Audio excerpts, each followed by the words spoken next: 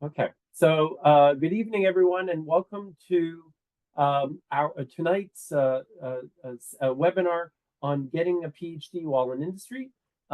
In today's webinar, we're going to be focusing on PhD program in chemical engineering. This is a very exciting discipline. There's a lot of things that you can do with a PhD in chemical engineering. WPI's PhD program has many different opportunities, many different faculty that you can, pursue this degree and really kind of get that sort of depth that you can then leverage in your everyday lives. And so we're really fortunate to have with us Professor Stephen Kiomtek from chemical engineering here at WPI. And it's really special that we have Professor Kiomtek because of, and he'll introduce himself in a little bit more detail, the vast industry experience that he's collected over several decades. And that's actually really important because doing a PhD full-time on campus with no other commitments is one thing. But then doing a PhD while also having a day job and also being to somehow integrate the day job with the PhD dissertation together and making it all work it does take a lot of planning, does take a lot of insight into the program, and in order to optimize everything to, first of all, get the most out of your PhD and to do it in a timely manner.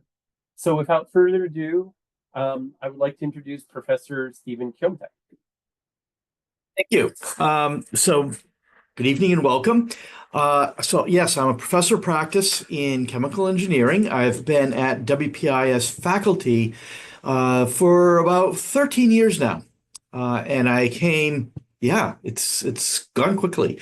But I've been around WPI since 1976 when I stepped on campus as a first-year student.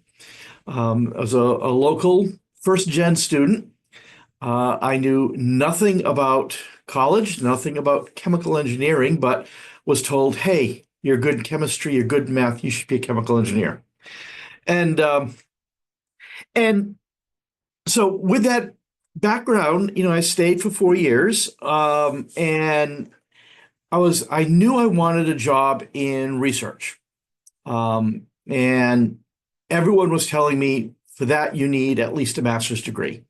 So ultimately, I kept looking for jobs, did not find the job that I wanted, had plenty of offers, but didn't find the one that I wanted.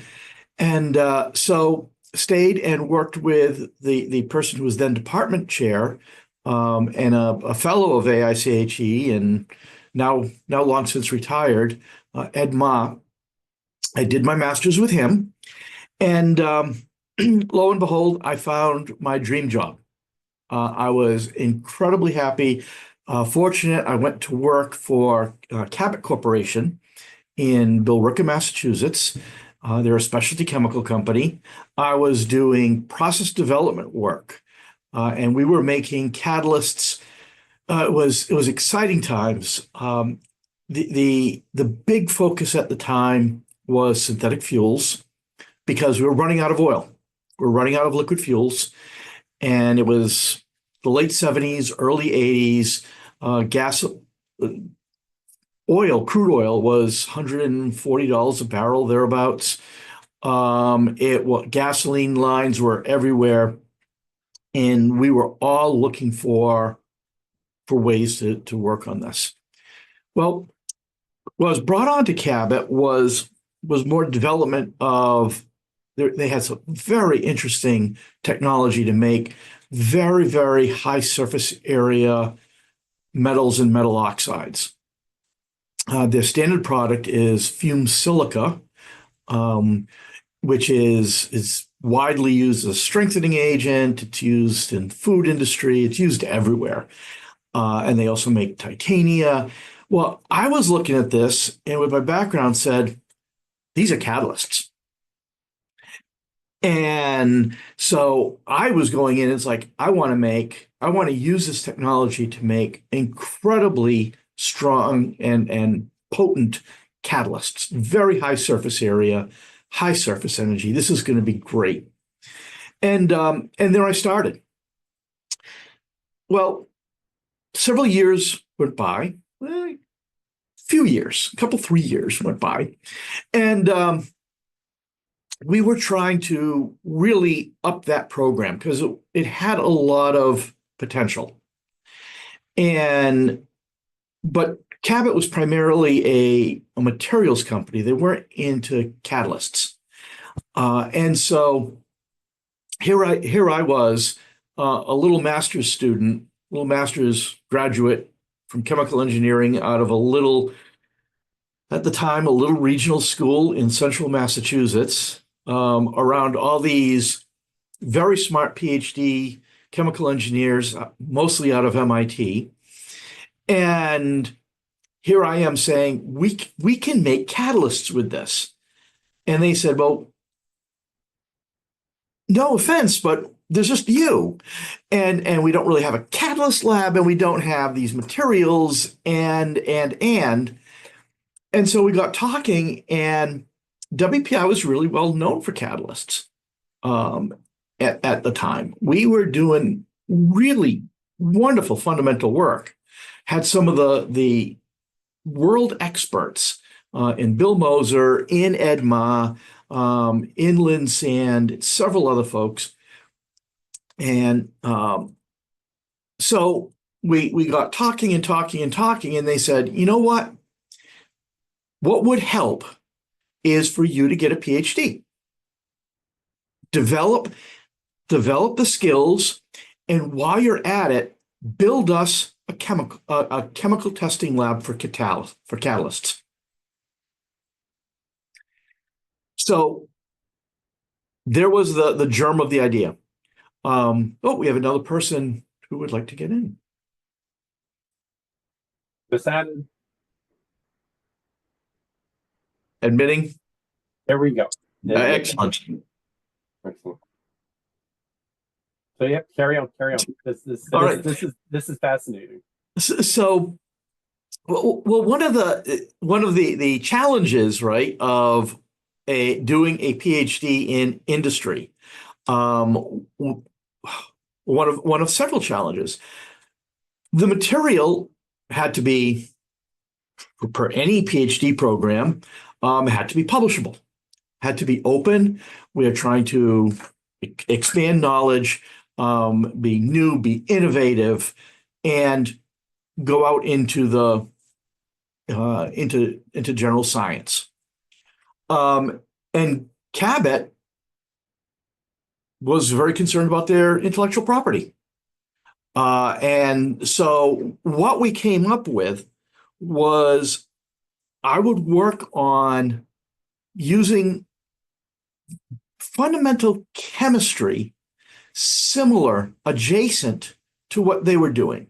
So fundamentally partial oxidation catalysts, and a system that they had no particular interest in commercially.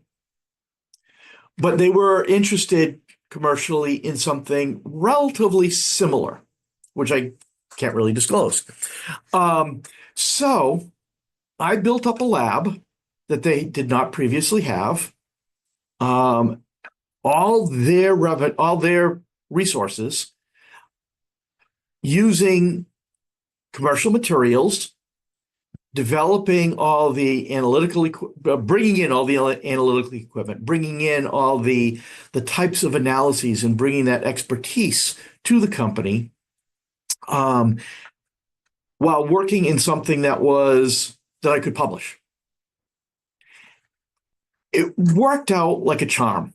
It was certainly a challenge. It was a lot of work for a few years, because what I did ultimately was design a system that could operate side by side. So I actually built 2 side-by-side systems, but Cabot had a lot of revenue, a lot of resources, so I could do that and not have some of the financial constraints we might see at a university. So I built 2 side-by-side systems, one working on commercial material that I could publish on, one working on Cabot's proprietary materials that stayed proprietary. And ultimately, everyone was very, very happy. Built up the system, off we went. And a few years later, defended and stayed with Cabot for many years.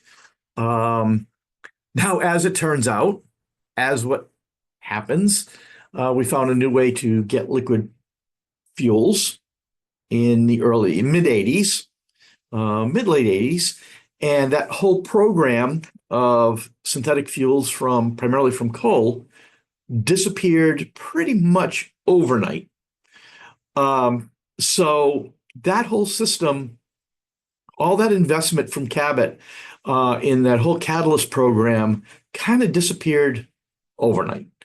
And I transferred and started working in ceramics and stayed with them for a number of years, and then moved on to other opportunities. That's amazing. That's amazing. So maybe I'm gonna ask a question because this is actually really cool. So you mentioned IP. So, and then actually even before that, even before we go to IP, because that's everybody's favorite topic when it comes to these industry PhDs.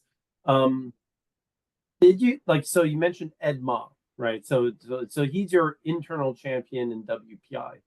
Yes. Did you have a champion at Cabot that was also like advocating, saying like, and both that advocate and Ed were like, we got to do this for Steve. There's great opportunity here, and this is was there such a person? It was. His name was Merrill Jordan. He was Mr. Inventor for Cabot. My first industrial mentor. And he was the primary inventor of the technology that made these unique materials that we were making. And he saw the commercial wisdom and the potential for catalysts. He was a chemist, and his specialty was more on the materials end. He knew nothing about catalysts, but he saw the potential. And honestly, it's kind of humbling. He saw the potential in me, and he fully supported it. He went to bat for me with actually Mr. Cabot of Cabot Corporation, which again was pretty wild. And Mr. Cabot signed off on funding my PhD. That's amazing. And would you also say the fact, because now you're mentioning that Cabot, as in that Cabot, was there also an element of good timing and luck? Because that's the thing, because like one is finding the champion, and then there's alignment. Like especially this Correct. idea of like, let's say, looking into the crystal ball and saying at some point coal will not be, well, like, and this idea of like, fossil fuels in this way is not, it will like kind of drop, like, well, who knew about like the dropping overnight part? Right. But, so like, hey, there's an opportunity, there's funding, like, the top of the company itself, like, Cabot just says, we got to make this happen. So it sounds like timing is also kind of an important element of this too. It is. It was perfect alignment, Alex. And it was flexibility on all ends. It was, we saw a global need of that this was a commercial opportunity for the company, that we did not have the requisite skills nor systems in place, that they had someone who had the potential of developing it. And then we were able to work.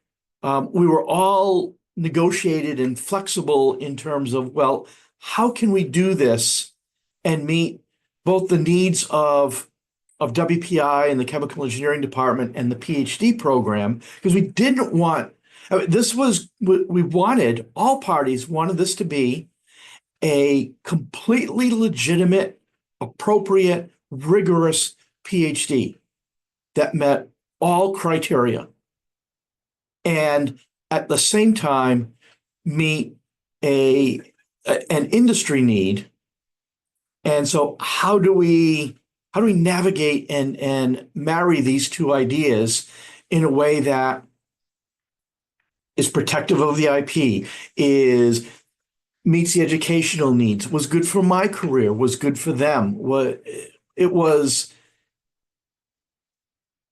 it was politically brilliant on all parts. That's amazing.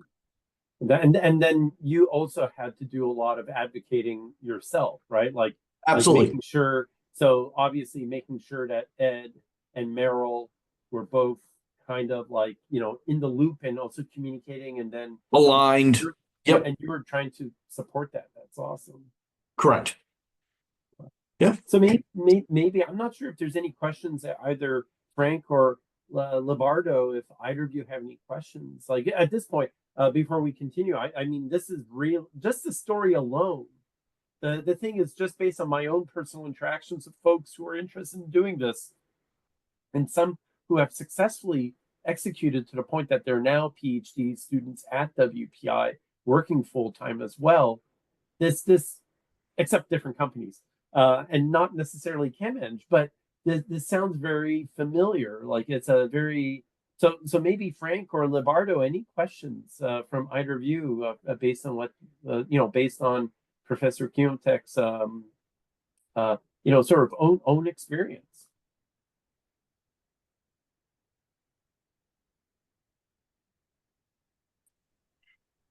Thank you.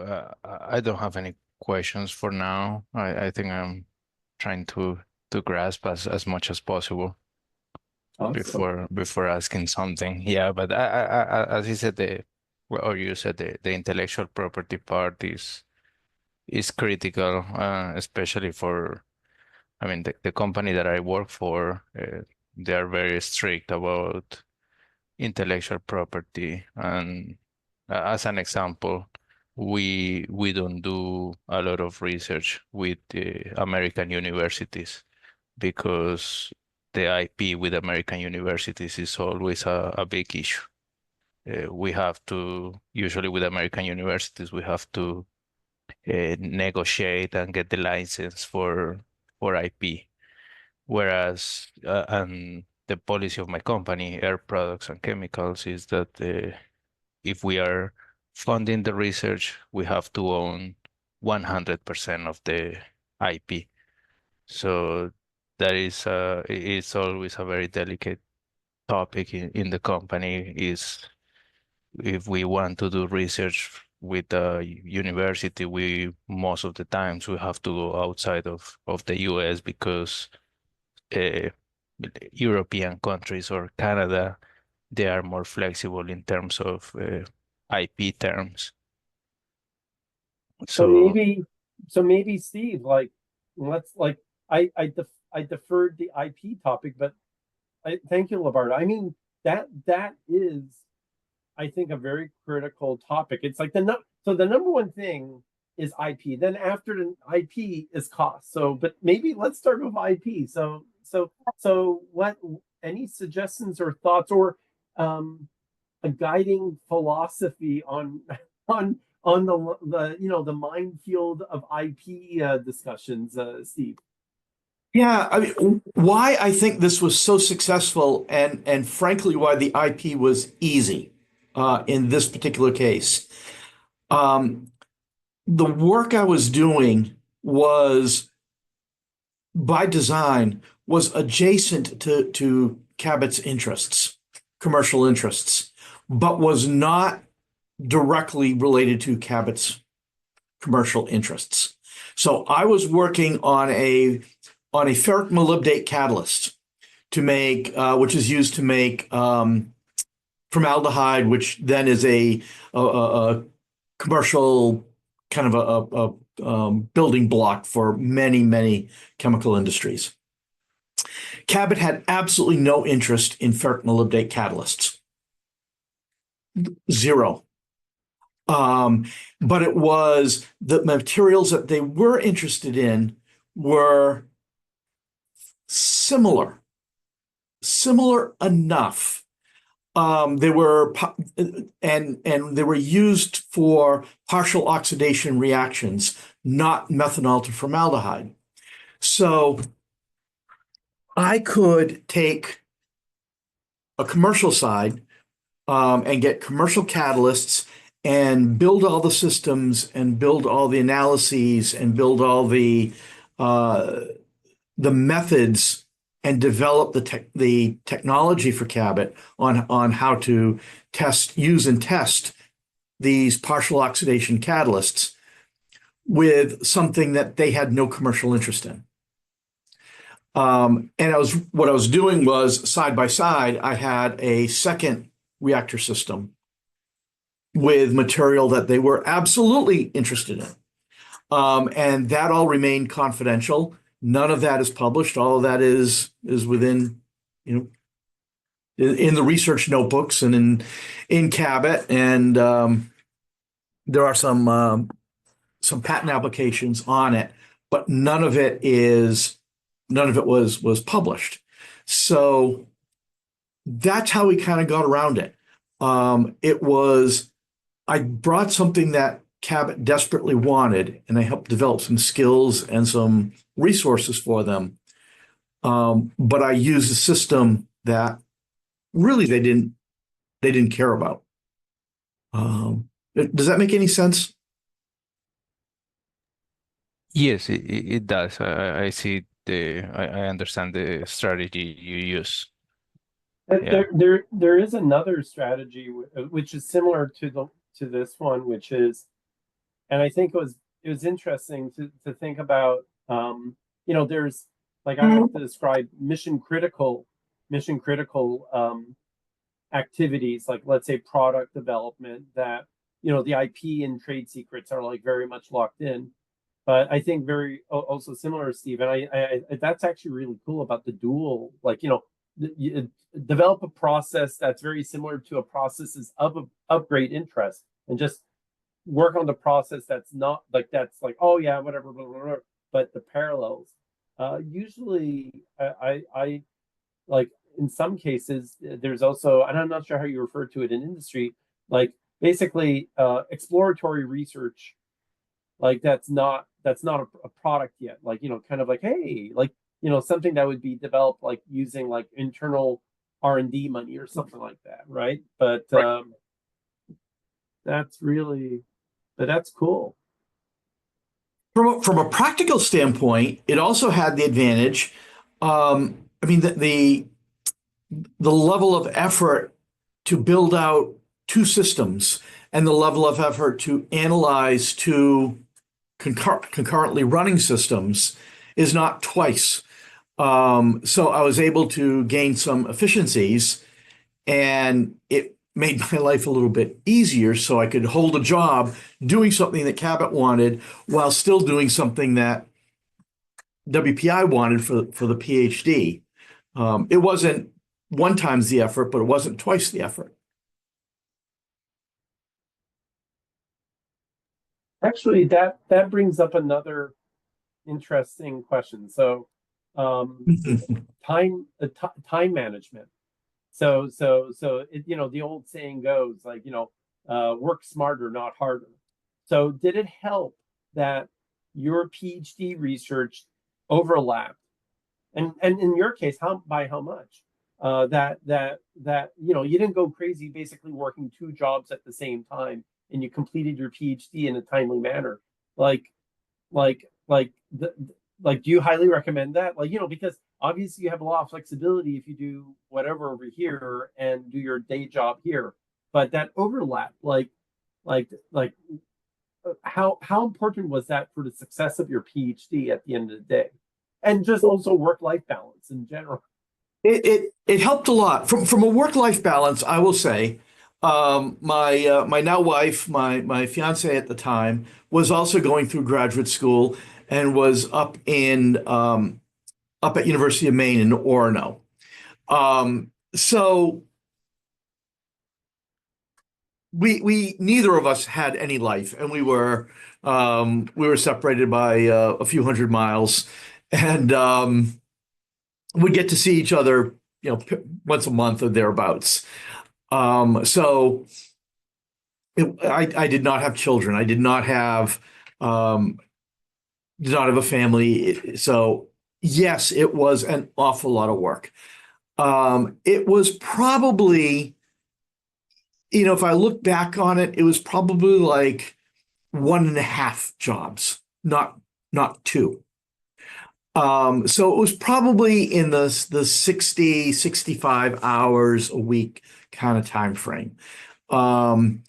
Yes, it helped me improve my time management skills. The other thing that I found, because by design, I remain connected with what was going on at WPI. And this is a good and bad with this kind of a program. I admittedly was very, very focused. And I'll also say, before the clock started ticking, I pretty much, for Cabot to fund it, I pretty much had to have the proposal done and approved by both WPI and Cabot. So the plan of study, the proposal for the PhD work had already been approved. And that was really, just part of the normal job. And so that had a leg up. Where was I going? The being at work, being at school, if I were on campus doing it full time, I think there's an advantage of the PhD program.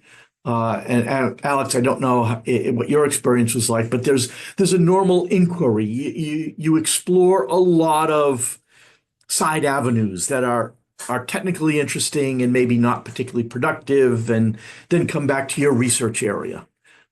Very, very normal process. You mean the dead ends, like 4 or 5 or 6 of them? Oh yeah. Yes. Yeah. Okay. I can't say I had any of those because it was so laid out and structured, and was meeting concurrently an employer need. So it was all laid out and really didn't do much exploration, if you will. Having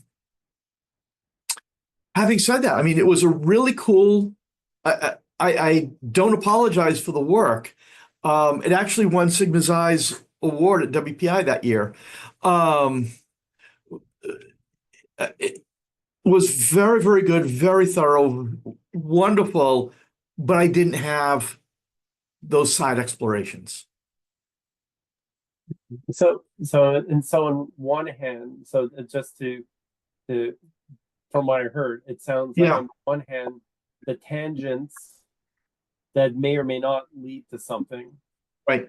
Like you didn't have that, but the focus that a lot of PhDs don't get right away. You basically were like a PhD on a mission, sort of. Correct. Okay. Correct. Okay. Cool. That was the difference. Wow. Any questions, like Frank or Lombardo?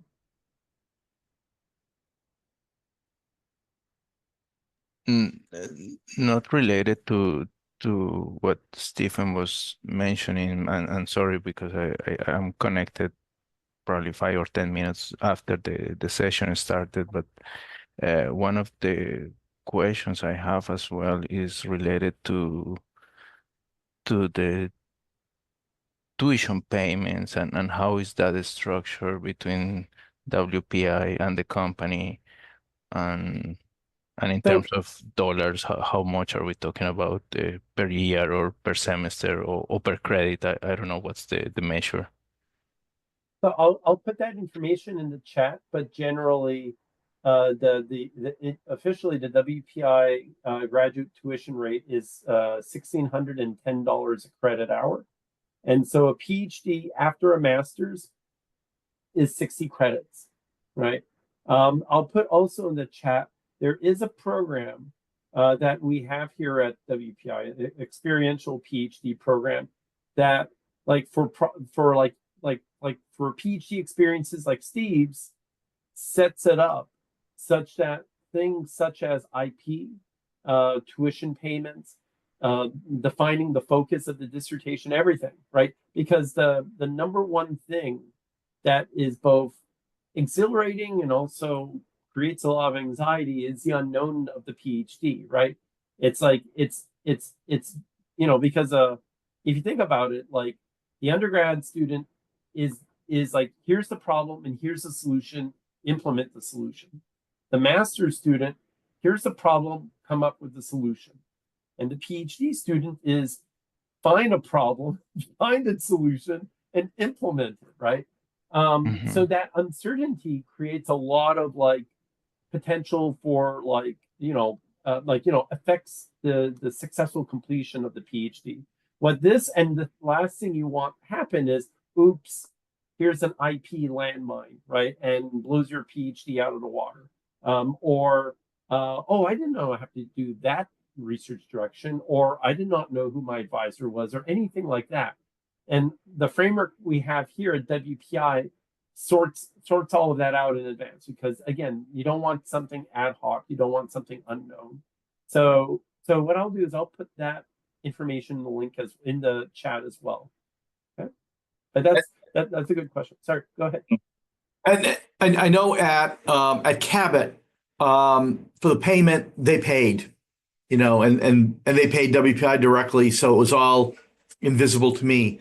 And I'll grant you, it was not 1,600 a credit in 19. I don't remember what it was, but it was much, much less back. But on the other hand, the return on investment to the company, because, and that's Right. exactly like, your experience, Steve, about you basically came up with what could be like a new product or a new way of doing business, and like really put Cabot at a technological edge, cutting edge Correct. research, and you're the lead of that research, and it's a big investment on them in creating a technological leader as yourself.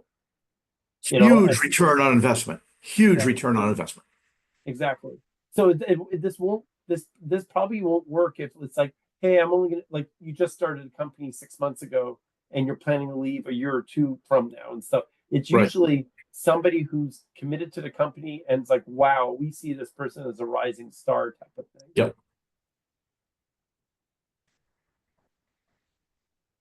Can I talk about some of the logistical challenges of doing the PhD remotely and staying connected with the department and meeting the different requirements and all that kind of stuff?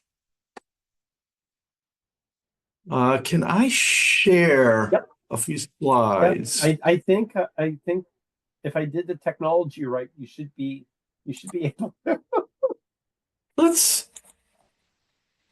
All right. So what do we have? There. So yeah, I triple degree from here. So basic requirement for the PhD, 90 credits total or 60 credits post MS. That really hasn't changed. Our requirement in chemical engineering is 12 credit hours of core courses, 4 core Chem-Eng courses, which are thermo, transport phenomena, mathematical analysis, and kinetics and reactor design. 9 credit hours of elective, a responsible conduct of research, essentially a course on some ethics, research ethics. And then, so in particular, the 12 credit hours are often during the day. And they're often synchronous. So those are often you need to be kind of on campus. That is a challenge. The electives, most of them are available remotely, either asynchronously or synchronously remote, but those are widely available. Likewise, the responsible conduct for research. We have a requirement to have 8 semesters of professional development. This is a 1 credit hour activity, and there are many, many different remote options. So if you're working in industry, if you're doing your research at the company, for instance, it's very easy to do this. A lot of these are networking opportunities, speaking, different kinds of speaking engagements, things like that. And then we have about every 2 or 3 weeks, we have a guest speaker come in. They're wonderful talks. Most of us have gone and given talks at different, at colloquium series at different universities. This also there are remote options available if you're doing your research offsite. Per normal, there's a requirement to have a dissertation committee. We have a qualifying exam. It's changed a lot over the years. When I went through, it was a 3-day written exam followed by a 1-hour oral before the entire Chem-Eng department. I had a blast with it, honestly. I had so much fun with it, Alex. Oh my word. How big was the department at that time? Now it is primarily present your proposal, develop a proposal, present it, and defend is too hard a word, but defend the proposal. And then maintain an appropriate grade point average, which I think is a 3.0, which is it should be pretty straightforward in grad school. You have to prepare a research proposal and ultimately defend before the committee, before the public, and then before the committee. Here's what we have for plan of study. And it's a 2-pager, just a 2-page form. So you see, those 4 core courses, the course on ethics, electives, directed research, pre-dissertation research, dissertation, when you took the qualifying exam, and any other professional milestones that you might have. So pretty straightforward. One of the challenges, I know Eric in particular, but the folks we have a lot of master's students who are doing internships or doing research work at companies. And what we really try to do, we really would like you to be embedded is the wrong word, but connected to the department and to the university. It's an important network. We have a phenomenal network out there. There's a lot of advantage to building that network. Let me stop the share. There's a lot of advantage to maintaining those relationships. I do a fair amount of work in collaboration with University of Lorraine in France.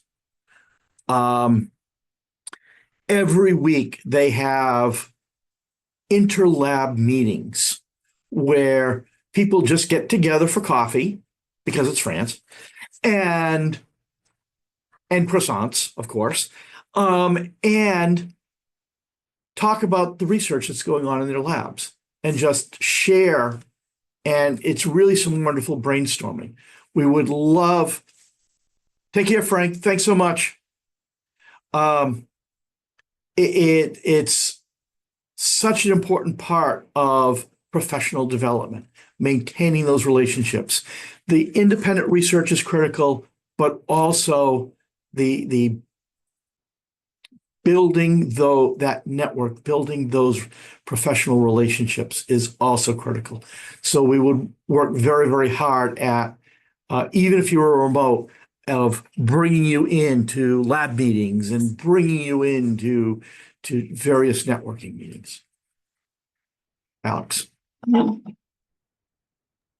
I think that's, I mean, there is that challenge, right? There is the challenge of, because I think the other thing is it possible? And like, based on Labaro's previous question, if you were to do this remotely, there is that element of the PhD experience that would be very difficult to leverage, right? Which is connecting with other graduate students and as well as other labs, other professors, like my own PhD students, they reach out to faculty in many different departments like CS and data science and math and aerospace engineering.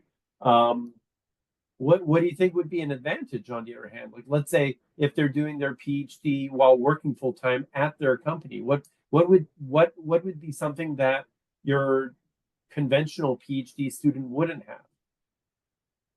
The convention, the first, resources. Many of the companies, if you're really focused and if your research is focused on their business area, Air Products. So if it is focused on research related to Air Products industry, Air Products has a lot of really, really talented professionals. And they have financial resources that, frankly, we do not have.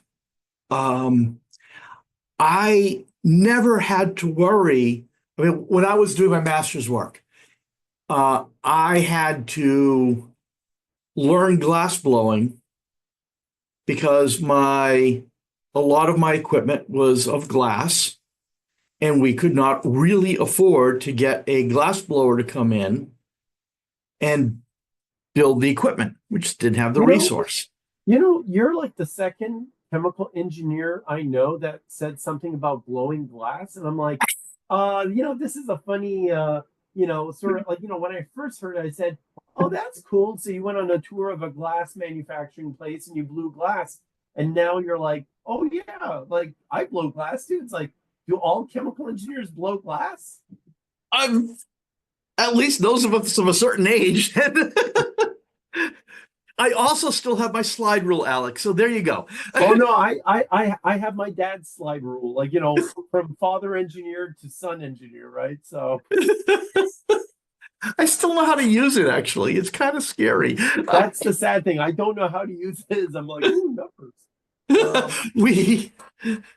People joke I have a slide rule app on my phone. But digress. Sorry.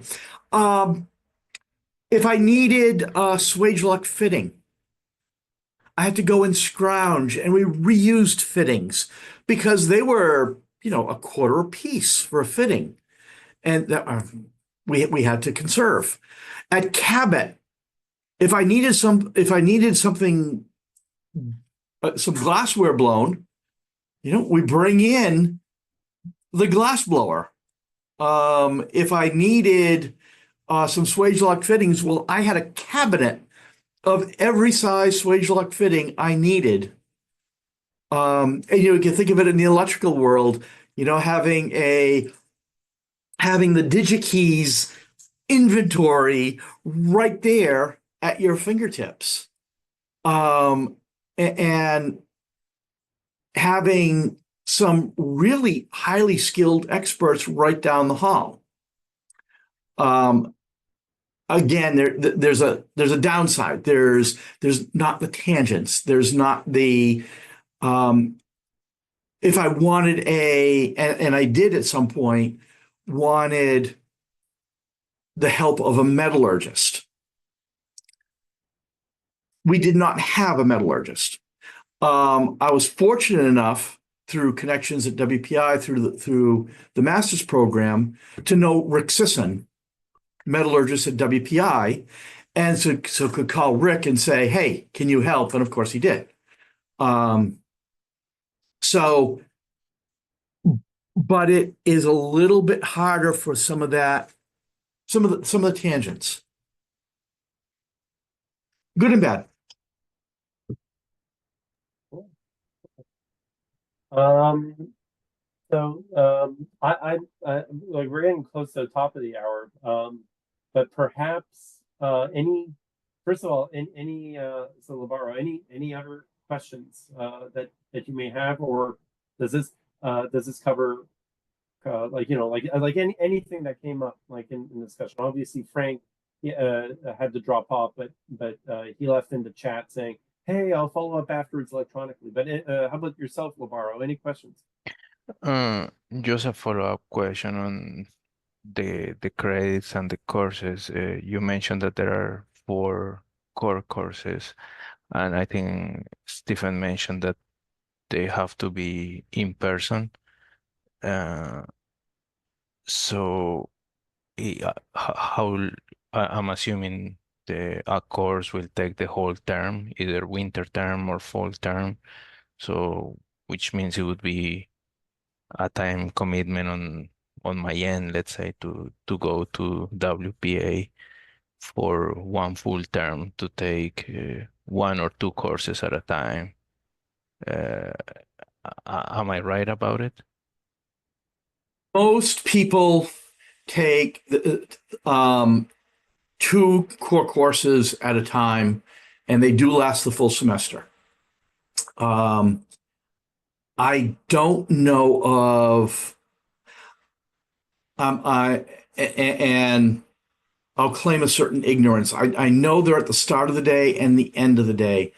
I don't believe they're offered remotely, but I am not 100% sure. So yeah, in my case, I even if they are offering the morning or the night time, I'm too far from WPI, so I would Yeah. have to actually move there.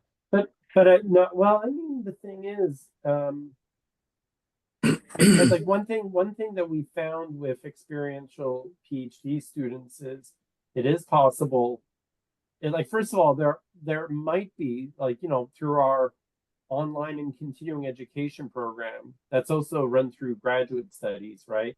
There is the possibility of, like, there might be offerings of these courses online or asynchronously. And even if they're not, even if they're in person, it might be worth also seeing, even though they're in person, and this has happened to me on several occasions back in, like, I've taught grad courses, like, in fact, I'm teaching a grad course again after several years in next semester. If, let's say, the professor teaches both in person and also simultaneously presents it on Zoom, right, or records it on Zoom, there is the ability to also simulcast it, right? And the only thing that you would have to worry about is the exams, right? The homeworks and the exams. So it might be possible with the instructor. And again, I think it goes back almost to, like, Steve, what you mentioned, that faculty champion. If there's a will, there's a way, right? And so in your case, depending on where you're located, there's, like, it's a matter of, like, let's say the faculty champion, the person that you want to work with, right, as your faculty advisor, to see, hey, I think we can make this work this way, right? Yeah. Because the thing is, one thing that even though COVID, the pandemic, and the lockdown was horrible, a few things that has kind of, like, in some ways, like, made us think, first of all, video conferencing being normal. Because before it was, like, awkward. It's like, oh, hi, awkwardness, right? But secondly, also the capability, like, for 2.5 years, none of my grad students physically went into the lab. Right. But we communicated frequently. We graduated students and everything, and life went on. Like, the programs continued. So it's worth it. There is it's like, if again, there's a will, there's a way. So depending on where you're located, that could like, it's, yeah, but I mean, a lot of these programs, these core courses are important.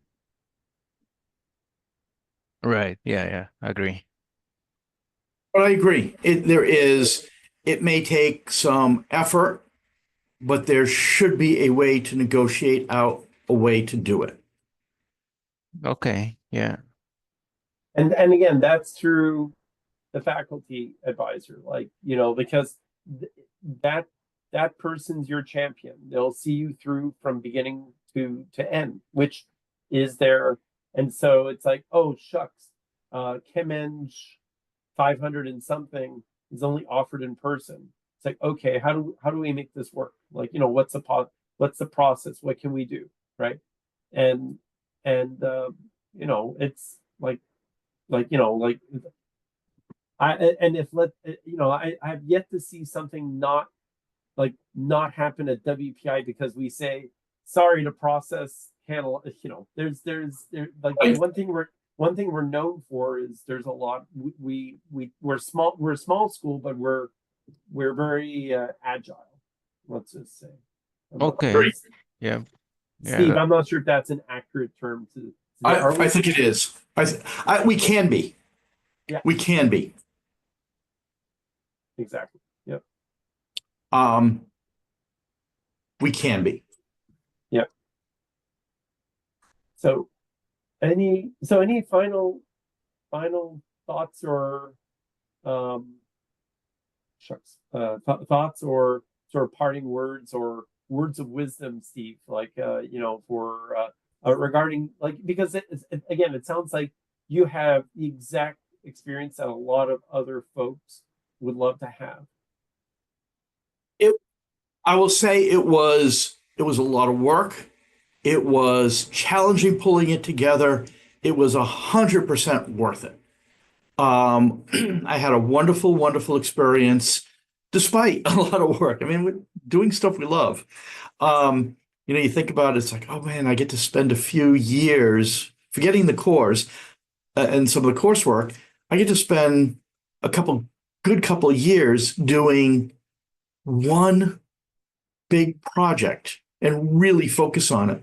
And that is such it's really kind of a blessing to be able to do that. It was worth it from a career standpoint. It opened doors. I don't have any negatives about it. Awesome. Would I do it again? In a heartbeat. And that's not something you hear often with people who go through the PhD experience. Yeah. But no, that's awesome. Well, thank you, Steve. Happy to. And so first of all, huge thanks to Steve Kiomtek from Chemical Engineering for this awesome, this sort of like the really awesome insights on how to do an industry PhD in chemical engineering, and sharing your own experiences with us, because these insights really do help. I'm not going to say how much time has elapsed since the time you finished your PhD to the present day, but it sounds like it's not the technology, but it's the the process and the work in terms of making something like this transform into reality. That just sounds so awesome. So thank you. Happy to. And Sabrina, thank you again from grad admissions. Because that's the thing, if there was a grad admissions question, like I would be like totally out of my depth. I'm really thankful for Sabrina, and many thanks to the folks who joined us, like both Frank previously as well Labaro. Thank you again for connecting with us this evening. And again, so if anyone has any questions, please feel free to reach out to us here at WPI, or Steve or Sabrina or myself. And looking forward to seeing you all soon. And feel free to reach out with any questions. So with that, that concludes our webinar. And thank you all again for connecting. Okay. Thank you very much for your time. Have a good night. Thanks, Loretta. Good night. Good night.